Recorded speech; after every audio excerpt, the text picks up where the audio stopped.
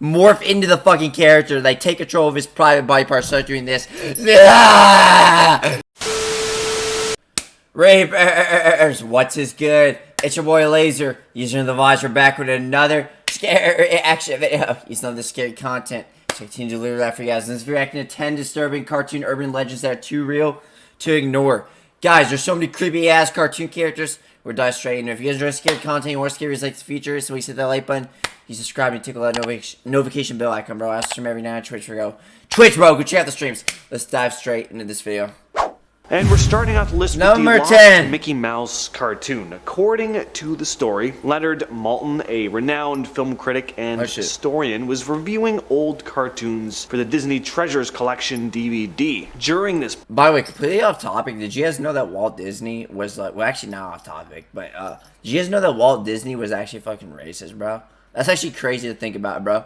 That motherfucker was fucked in the head and people look up to him. Oh, shit. Oh, he's my favorite now. Thanks for telling me that.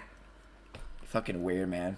Process, he and some colleagues stumbled upon a particularly disturbing and surreal Mickey Mouse short film with a title I can't really say on here, but it didn't sound like a title. Oh, I thought he had the same tattoo as me, bro. The cartoon began with Mickey Mouse walking down a continuous street, a monotonous and repetitive backdrop, accompanied... Do you know how many fucking hardcore, like, funk artists have used, like, Mickey Mouse in their music videos, bro? Ghostman. I love Ghostman, bro. His music goes hard, bro. He honestly inspired me towards, like, just finding the right beats to use and shit. You know, I obviously, you know, I got my beats from other people and shit, but you know what I mean?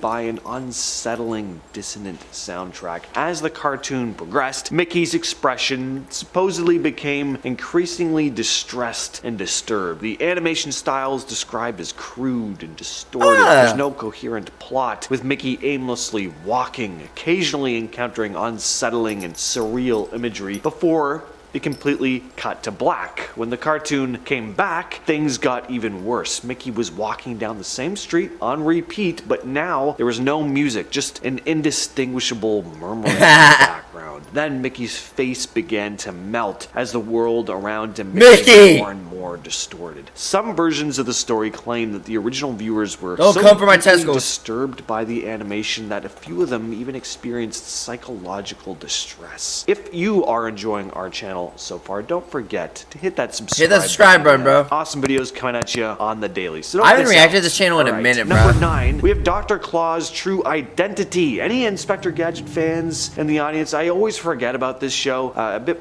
before my time, I guess. That theme song, though, I'll be on my deathbed, unable to recognize my own grandkids, but, you know, sing that tune, and I'll be like, go, Gadget, go! Go! Dr. Claw is the big villain of this series, but we never see who Dr. Claw actually is. Just his metal arm stroking his devilish cat as he exclaims, "I'll get you next time, Gadget." So, the question is, what does Dr. Claw actually look like? Well, this theory goes that Dr. Claw is actually the real Inspector Gadget. He had died from a terrible accident that destroyed most of his body. Gadget's niece Penny, distraught with grief, then built the Inspector Gadget we see in the show, a replica of sorts. So, this vengeful spirit now seeks to destroy his imposter. It's a fun idea. If Inspector Gadget was darker and aimed at an older audience, this would have been a cool direction to take the show in. A nice final season twist. Indeed, bro, indeed. At our number 8 spot, we have the Lost SpongeBob Squidward episode. Dude, when I was a little kid, bro, I'm not joking.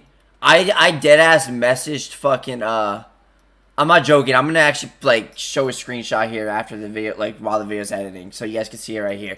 I deadass fucking, sent, Nickelodeon a message, like, an email years ago, asking, actually, I don't know if I'm gonna find it or not, but I asked Nickelodeon, saying, like, is this Lost episode real? How could you actually show something and get away with this? And then they were like, we would never do anything like this. And at the time, I was like, you fucking liars! Nickelodeon! Why are you hiding the truth from us? How could you show Squidward doing this to his head? Like, bro, they were making fun of Squidward, and then that one dude shows up to his door, bro, and he's like, the Red Mist is coming. Like, bro, I know you... Well, I think Red Mist and Squidward Suicide were completely different episodes. They were completely different episodes. I don't remember. I just remember that there was like a fan-made version of it, and it shows Squidward playing the clarinet. Everyone's eyes turns red, bro.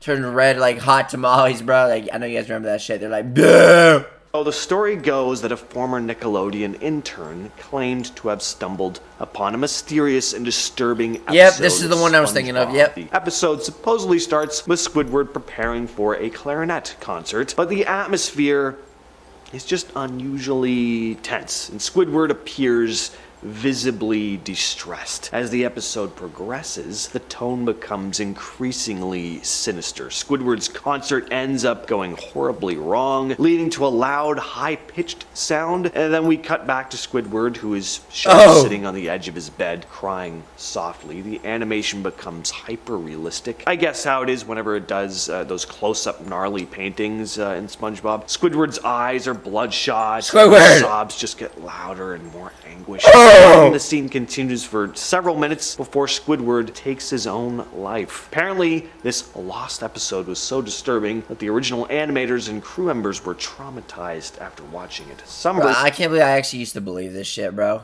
Like, I remember they used to say that they showed like pictures of dead kids and shit. I know you guys remember that, bro. Dude, the fact that I actually used to believe this shit. Versions go that the intern who discovered the episode was then fired, and the episode itself. And also, guys, I'm sorry for stopping the video so much. I know you guys didn't want to actually watch the fucking video. Do you guys, like, I want you guys to think about it, though, bro. Like, if something like this actually did happen, this shit would be all over the fucking news. Like, they would not be able to get away with something like this. Like, this would be like a whole scandal, bro. Like, not even like a scandal. Like, there'd be, like, lawsuits. Like, it'd be crazy, bro. It would be like, it would probably take over the whole world. Like, the news would be massive, you know what I mean? Itself was destroyed to prevent it from ever being aired. At number 7, we have the Parasect is a zombie theory. Now, this is a Pokemon fan theory. There's gonna be some of you out there like, oh, don't call anime cartoons. I know Pokemon is an anime. Since I to use the word cartoon. It's not an anime, shut up. It's animation from Japan, alright? Anyway. Let's talk about the Pokemon Parasect and its previous form, Paras. These Pokemon have little mushrooms attached to their back, Tochukatsu mushrooms, which are parasitic. They draw on the nutrients in the Pokemon's body, but Paras is not fully under the control of the mushrooms, but some of their actions are partially influenced by them. I don't know shit about these Pokemon, mushrooms bro. continue to grow, Paras evolves into Parasect. At this point, the mushroom on its back is far larger. It basically takes up the whole body, and now it has full control over the creature, and Parasect only has the whites of its eyes exposed, almost like it's dead and doesn't even need to see, as its actions are completely controlled by the large mushroom on its back. And it's also said that removing the mushroom from a Parasect's back will stop it from moving altogether. Maybe what that really means is that Parasect has no life left in it anymore, simply being a vessel for its mushroom to control. This is based on a real-life parasitic fungus called cordyceps, which invade the bodies of different insects and basically turn them into mindless zombies in real life. Bro. The cordyceps will actually Hell grow no. out of their host's bodies too, much like what you have here. So this Hell one, no. not too far-fetched, probably is exactly what they were intending. Next on the list, we have Dead Bart. Number 6. The Lost Simpsons episode entitled Dead Bart is a creepypasta, an internet horror story that What do you say like that, creepypasta? revolves around an alleged lost Creepypasta, episode of The bitch. Simpsons. According to the story, an anonymous writer claims to be a former writer for the show who worked on an episode titled Dead Bart, which was never aired. Dead Bart. In this creepy tale, the lost episode begins with the familiar Simpsons family sitting on the couch, but everything Dude, I have a boner appears right now. I don't know slightly why. off. The colors are muted. The animation quality is poorer than usual. The family also just have a seems to boner. have genuine disdain for each other, not the type of lighthearted, jokey bickering you typically see in the show. The atmosphere is just eerie. The Simpsons get on a plane, and Bart, having messed around like Bart does, accidentally breaks a window and gets sucked out before falling to his death. The art is described as looking far too realistic to be anything other than disturbing. We cut to the rest of the family sitting at the dinner Bart! What did they do to you? What did Homer do to you? If you have abusive parents, just say that. I can come to the Dolphin Center. I'll pick you up. We can make Sad Bart ads together, bro.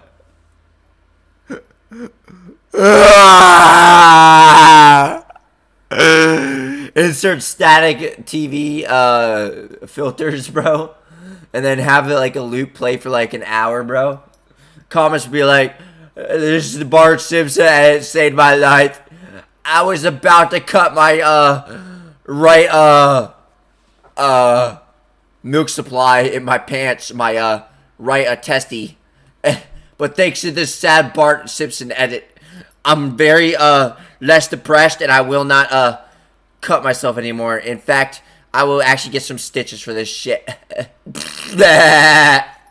Table sobbing. The scene goes on longer than it should, and there's no humor to the crying. It's not exaggerated enough to be funny. It's just sad. We cut to It's very 1 year sad. later, and Marge, Homer, and Lisa are skeletally thin now, sitting at the dinner table once again. Maggie, nowhere to be seen. They decide to visit Bart's grave, but when they get there, Bart's body is just laying right in front of his gravestone in a state of decomposition, drawn in that same realistic art style as before. At this point, Homer makes a joke, but it isn't entirely clear what the joke is. Then it fades to black as the episode comes to an end. No music, just crudely drawn credits. Next up, we have another Pokemon conspiracy theory, the Cubone's mother theory. So it's pretty well known that Cubone wears the skull of its deceased mother, which is already pretty dark. You'd think its mother is Marowak, though, right? But maybe not. For a long time, fans have speculated that maybe Cubone is the orphan child of Kangaskhan. The two Pokemon, they do look pretty similar. Same color scheme. They both have 3 fingers with claws in the shape of Kangaskhan's head, kind of similar to the skull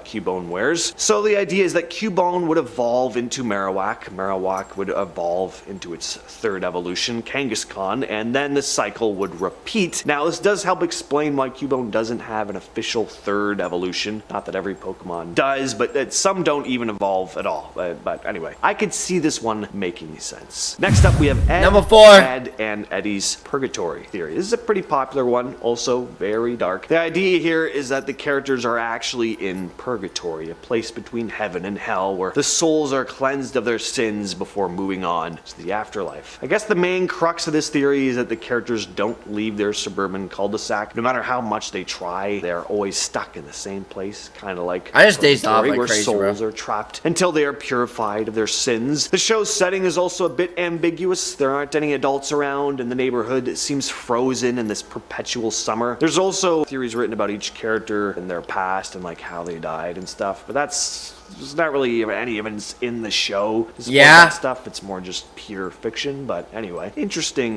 theory. Interesting. And number 3, we have another Simpsons one. This one is more general. What the fuck is Bart doing here? Why is he? Hold on. Y'all see the same thing I'm thinking? Why the fuck is he bending over like that, bro? Is Margie about to touch her ass? Bro, tell me why this would turn me on, bro. Imagine, can a girl touch her booty cheeks to mine, bro? Like we just kiss her booty cheeks together, bro. Rub them, bro. Rub the donuts together, bro. And then I accidentally do a 360. Oh, popsicle goes in the donut all of a sudden. You're not funny. Shut up, bitch. Get off my For You page.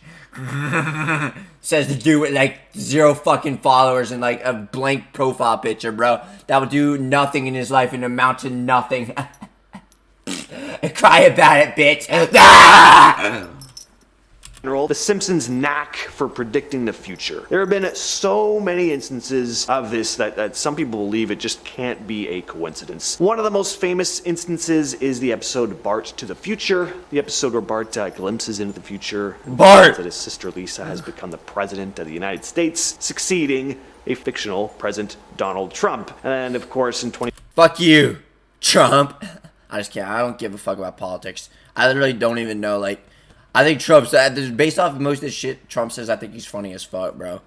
Like, he definitely has a sense of humor. He definitely has some humor, unlike most presidents, bro. That's for sure. I'll give him that. 2017, but I don't give a Donald fuck Trump about politics. Was actually inaugurated as the 45th president of the United States. Another crazy prediction came in Homer Votes 2012, where a voting machine malfunctions, changing Homer's vote from Barack Obama to Mitt Romney. In the 2012 presidential elections, similar issues with voting machines were reported, although not involving characters from The Simpsons. The show has also been credited with predicting depicting various technological advancements and like societal changes. They showcased smartwatches in 1995, long before they became a big mainstream gadget. The advent of autocorrect on phones was also humorously shown in a 1994 episode. And the list goes on. We could do an entire list of Simpsons predictions alone, and oh wait, we actually have. All right, one last Pokemon theory for you. There's so many, I couldn't help myself. This one concerns Mimikyu. Yeah, these unsettling looking, creepy Pokemon and Pikachu costumes. There's always been the mystery as to what Mimikyu really looks like under there, as its outward appearance is really just a disguise, a crudely slapped together Pikachu costume. Pikachu! So, yeah, what is going on under there? Well, this theory suggests that maybe Mimikyu is actually more closely related to Pikachu than we might think. It doesn't just want to look like Pikachu. It's not just dressing up as one. It's Pikachu's form. I don't know why, bro, but I haven't seen Pikachu in a fat minute, bro. I don't know. I haven't, like, bro, the last time I heard of Pokemon was, like, Pokemon Go, bro. It's been that long since I've, like, done anything related to Pokemon. Like, I remember when, crazy to think that game, like, took over the world at one point. It's crazy to think this game still exists, bro. Like, do people really still, like, just go on their phone in 2023 and be like, yo, let's play some Pokemon Go? Do people really still play Pokemon Go in 2023? Like, do people actually take their phone and still do that shit? Probably not, but the app still exists. Former form Pichu, only dead. Undead Pichus that never got a chance to evolve and now wear these haphazard disguises and these attempts to take on the form they wish they could have reached in life. Honestly, this one, not that far-fetched, especially when you look at their typing. Mimikyu is a ghost fairy type. Kind of feel bad for these little things now. Another thing that ties them to Pichu is they know some of the same moves, like Thunderbolt. Pretty interesting. Finally, though, number one, the SpongeBob nuclear testing theory. This fan theory suggests that Bikini Bottom might be based on Bikini Atoll in the Marshall Islands. Bikini Atoll was the site of several hydrogen bomb tests conducted by the United States between 1946 and 58. So according to this theory, these nuclear tests caused these sea creatures in Bikini Bottom to become radioactive and granting them human-level intelligence and abilities, explaining their ability to speak, attend school, hold down jobs, that and the fact that it's a cartoon, but forget about that for now. And an anonymous source claiming to be affiliated with the SpongeBob SquarePants production team big-ass once fucking stated thing, bro. that some fan theories, like this one, are considered semi-canon among the writing staff. The theory gained further momentum when the interpretation of the episode where SpongeBob visits Rock Bottom, one of my favorite episodes. This episode felt like a fever dream. You can't convince me this wasn't. This is the best SpongeBob episode of all time, bro. But this episode made me so fucking mad, bro. That vending machine, that shit made me so mad, bro. He never got the chocolate. That pisses me the fuck off. Bro, there's always those episodes in movie scenes, like, where we just want to break the fucking TV. So, like, we want to fucking morph into the fucking character, like, take control of his private body parts, start doing this, and take that fucking candy bar out of the vending machine. This fucker pissed me off, bro. SpongeBob, I fucking hate you. Why the fuck did you not take the vending machine, dumbass? You let that goofy fish take it from you. Episodes. Some fans speculate and never that catch the fucking Rock bus. Bottom could be the result of a giant crater left by one of the nuclear bombs. With all that said, I've been your host James, and I'll catch you, Damn, it's crazy. specifically, GG. in the next video.